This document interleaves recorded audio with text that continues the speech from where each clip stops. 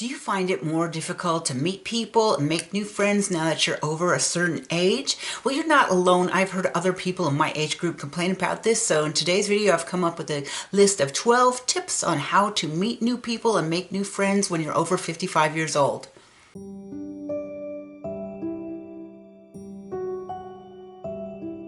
My name is Dawn Dickinson and the channel is Living Your Best Life Over 55, and let's go ahead and get right into it. My first tip to making new friends and meeting people is to join a local group revolving around activities that you enjoy. So something like a cooking club if you're interested in learning how to make new recipes, hiking club, book club where you get together and you talk about books, or even a gardening club, just some activity-based organization where you get together weekly or bi-weekly and you meet other people and you either participate in activities that you like or you talk about things that are of common interest.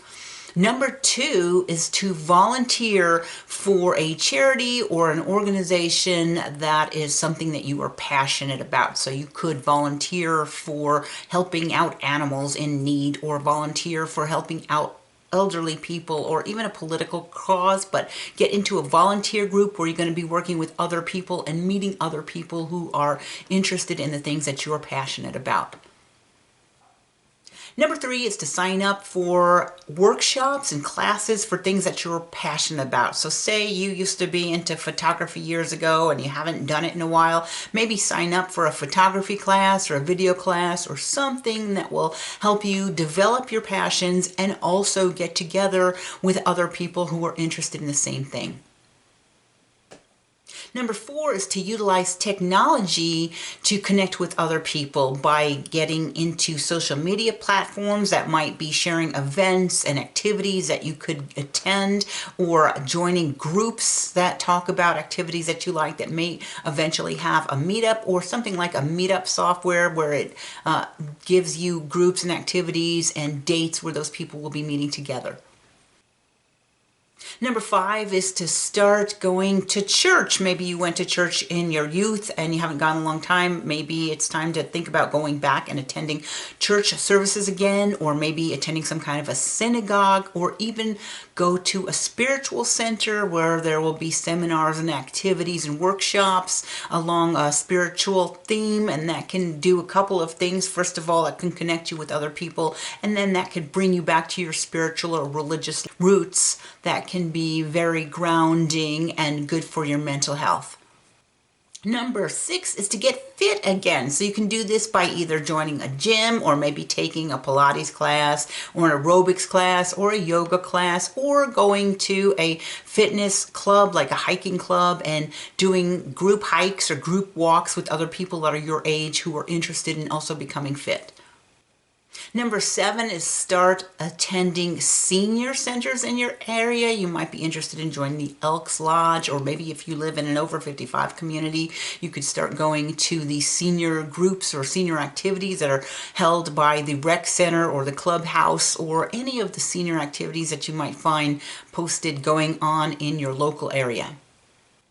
Tip number 8 is to start to take initiative and reach out to some of your neighbors, or perhaps reach out to your old friends, maybe reconnect with people that you've known in the past, invite them to lunch, invite them over for coffee, or maybe meet in a local coffee shop, but just take a little bit of an initiative to be the one to reach out to other people. Other people might be lonely too, but they're too afraid to say anything about it. Maybe they would enjoy connecting with you, but they're a little bit shy. So take initiative, reach out to your old friends and your neighbors, and see if you can start rekindling some connections that you may have had once in the past. Number 9 is to stay open-minded to new things. There are activities or events that you might at first think, that's not something that would interest me, but maybe if you think about it a little more, or maybe explore the new things, you might find something that could be a new passion for you, and maybe something that can connect you with other people along the way. Tip number 10 is to attend alumni events or maybe reunions or some opportunities that have get-togethers with people that you used to know. I know I recently saw posted on Facebook a reunion for a company that I worked for about 25 years ago. They're having a happy hour, so something like that might be interesting. Also, some of your high school or college reunions, some of these people have Facebook groups where they every year will have a mini reunion, so attending organizations like that or events like that makes it more likely that you can connect with people from the past or people that you maybe have some common background with but that you didn't even remember you were friends with back 20, 25 years ago. So attending the alumni and the reunion events, at first you might think, I don't think I want to go to that, but maybe take a second thought of that because that's a great way to rekindle old friendships or meet people that you maybe once worked with at a company and you didn't even realize you had that connection with.